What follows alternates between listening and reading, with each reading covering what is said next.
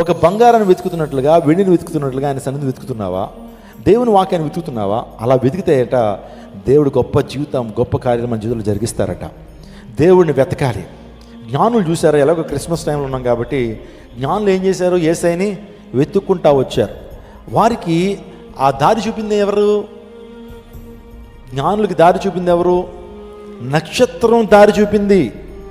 వాళ్ళు ఎవరంటే వాళ్ళు ఆస్ట్రానమర్స్ అన్నమాట. వాళ్ళెవరు? ఆ ముగ్గురు జ్ఞానులు అంటే ఎవరు అనుకుంటున్నారు మీరు? ఖగోళ శాస్త్రాన్ని అవపాసన పోసినటువంటి వారు, ఖగోళ శాస్త్రాన్ని అధ్యయనం చేసినటువంటి అందరూ బట్టే వారు ఆస్ట్రానమీ. వారికి ఒక సెలెస్ట్రికల్ మిరాకిల్ చూశారు వారు ఖగోళ ఒక సెలెస్ట్రికల్ మిరాకిల్ చూశారు వాళ్ళు.